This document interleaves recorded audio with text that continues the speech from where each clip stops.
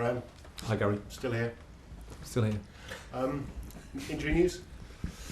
Well, Reece has been ill, so he hasn't trained today, so he won't make the game tomorrow. Raheem had a little feeling in his hamstring, more tightness than anything, so looking doubtful for tomorrow as well. And Aubameyang has a slight problem with his back, so again he's looking like he'll miss the game. Apart from that, everybody's okay. Obviously, it would be a nice place for N'Golo to be involved. Going back to Leicester, is he likely to be in the squad this time? No, he won't. Still needs some more time in terms of build-up. We're aiming maybe towards Everton, but unfortunately not for tomorrow. You kind of answered this next question in a way by naming a couple of those players from Tuesday who may not be available tomorrow. I was going to say that you seem to have settled on a core of players and a system that you might use going forward. Obviously, things change through injuries and availability. But is that your thinking? And if so, how do you keep those who aren't involved in that core playing week in, week out happy? Well, you just have to do the maths. Only 11 can play, and we've got more than 11. So inevitably, they're not going to be happy. There's no point denying that. That's not to say they haven't been really professional, really supportive of the team, and there's always injuries, there's always things that happen. You know, you look at the situation with MARC CUCURELLA, for example, wasn't in the squad, and then came in against Dortmund and was fantastic and played a really good game and contributed to us winning. So I think the players know that they just have to be ready. That's how football works. Just have to be ready and keep fighting. Make sure when your chance comes, you're in a good position to play. For example, N'Golo, when he is fit to play, you know, would he automatically get in the starting lineup now? When Thiago Silva's back, maybe not. All these big name players who perhaps haven't got the chance to start they thought they might have. Well, it's the most important thing for those two is to get the back, injury free, and then the more good players we have, the better. And then it's football deciding in terms of performances and results. And that's where we're at. Obviously, in the back of two good results, but things change, opportunities arise, and we just have to keep working like that. Raheem out, as you said, so it might be good news for MUDRYK. Have you? There's reports you've had him into your office to have a chat about the fact he's hasn't been in the front three the last two games. Well, yeah, he certainly comes into the equation. Absolutely. As a player that we believe in a lot. He's adapting to the new situation. He's, when he arrived, he was in the middle of start of a pre-season campaign, really. So to come in and hit the Premier League running is not so easy to do. But day by day and week by week, he's getting stronger and stronger. So he'll be in the squad tomorrow, and there's a chance that he can play. And Mason Mount, how do you keep him happy? Well, he's the same as everybody else. He wants to play. At the moment, he's just suffering with a slight injury, so he probably needs a little bit more time before he's available properly. But he's happy around the place. He wants to help the team. It's absolutely normal with Mason. No change in that. Wants to help. Wants the team to win. Wants to get injury free and play football. And just finally from me, you said that you had a brief word with the chairman on Tuesday that you said you're still here. Can you give us any more insight into what he said to you and the players afterwards? No, not really. It's like he's the chairman, and I've been doing this job for 12 years, and I speak to the chairman pretty much every week for the 12 years I've been doing my job. It's strange that you keep asking me whether I speak to the chairman or not. I just thought it was such a big night and he looked so happy. Half the beer was gone by the time he came out of the dressing room. I wondered what... Half the beer was gone? Yeah, he had took a glass in and he's probably thirsty. Probably thirsty. All that cheering he'd done. We'll leave it there. Thanks, Gary. Lindsay, PLP. Hi, Graham. Just on the back three that it seems like you've settled on, do you think that the squad is more geared for that now, and is that going to be a consistent approach? Well, even in the two games, we've had different back threes. Benoit played against Leeds, and then Mark came in against Dortmund.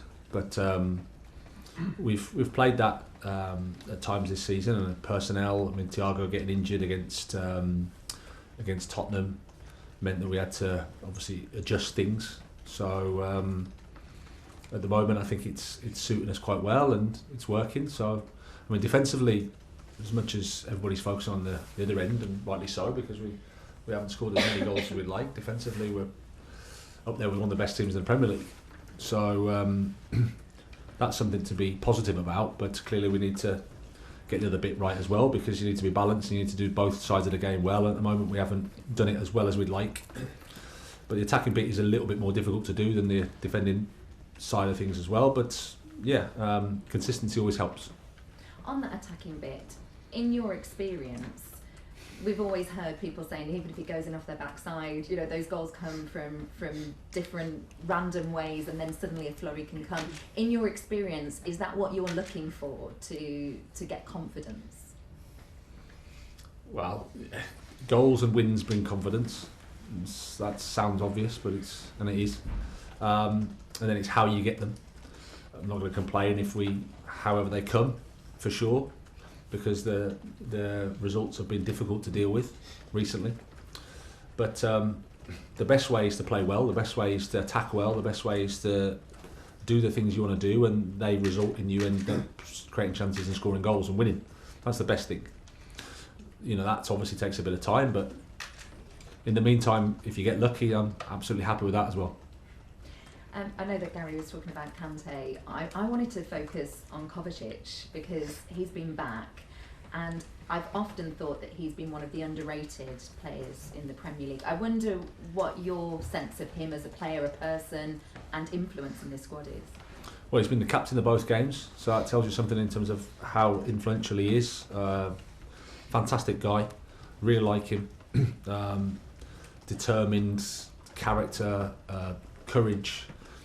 You know, to take the ball in tight situations. He's fantastic. He sees what he's achieved in his career for his national team, for us here at Chelsea. He's an important player for us. Finally, one on Leicester. They're not going through the best spell themselves at the moment, and Brendan Rodgers under some pressure and scrutiny. But the away form for Chelsea, is this an opportunity now because of the opposition for you to address that? Well, it's always an opportunity to win, but we have to play well. I think Leicester's results have been worse than their performances. They've been a bit unfortunate as well, I think.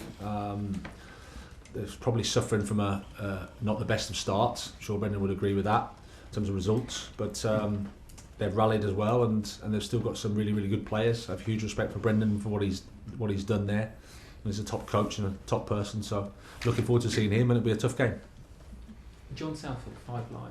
Great, hello. Hi. So 2 wins. Do you feel that a weight has been lifted off your shoulders a bit in the last week, few days? Has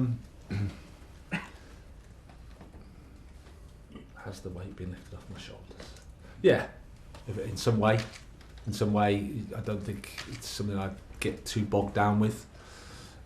It's always nicer to win, John. It's as simple as that. Everything feels a bit better. Everything feels, like you're taking a step forward. But I'm not getting carried away. It's just 2 wins, so we have to focus on Leicester. And the boys have been in a good place, good spirit.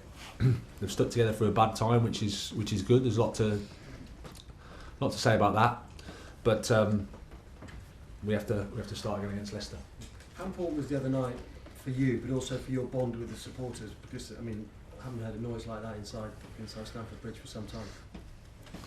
Yeah, but I think the supporters, as I said, they've been really fair. They want the team to do well, and results-wise, we haven't done that well. So you understand the criticism, and you understand, it's hard for them to get behind something when the results aren't, great for them to get behind. So it's our job to produce games and produce results, and I think that the performance was a positive one. I think they appreciated that, and I think generally when that's the case, they get behind the team and support the team. So I have nothing to say about how we've been treated with the supporters. They've been great, fantastic. You must have been pleased with MARC CUCURELLA, weren't you? Because it hasn't been easy for him. Have you had to manage him quite carefully over the last few months? I wouldn't say over the past few months. I think it got a little bit tricky in terms of him and the impact on the team, really. But at the same time, to try to shield him and wait for the right time to put him in, because I know how good he is. I know his quality. So I thought that the game in the Champions League, especially with Benoit going away, was a good opportunity for him to show his quality, and delighted for him that he did. And just a final one, there are reports from Inter Milan that they're quite keen for Romelu Lukaku to have another loan spell. I don't know if that's something you'd be happy with, or are you keen to get him back here? Well, it's nothing for me to think about at the moment. He's there and he's playing. I think those discussions and conversations, the decisions will be made at the end of the season. Okay, we've got time for two more. Simon Johnson, Athletic. Hey Graham. Hi Simon. Speaking about, going back to Mason, obviously the contract negotiation's been ongoing now for several months. How concerned are you that it's not been done? Are you going to talk to Mason to try and convince him, or are you going to sort of leave it to the club to sort out? Well, ultimately it's between the club and Mason. But you know, I've spoken to him numerous times about his situation, football and life generally. And like I said, my feelings for Mason are clear. I think he's a fantastic person, firstly, and but sometimes these things happen. They're just complicated, and it's best that I speak little about it and let them get on with it and deciding what's right for both parties. Have you sort of, perhaps stating the obvious, but have you told Mason how much you want to keep him and be part of your plans? Yeah, but I'm not naive. I know that it's an important time for him. It's an important contract, and these things have to be right for him and his family, and it's important that he makes that decision on that basis. Okay, last question today is a special guest of ours, Charlie Butcher. He's here from Make-A-Wish Foundation, and he's got our last question in the broadcast section. Charlie. Hiya. What do you say to your team to motivate them at half time? Well, it depends. It depends how the game's going, whether they need a bit of a kick up the backside or whether they just need information.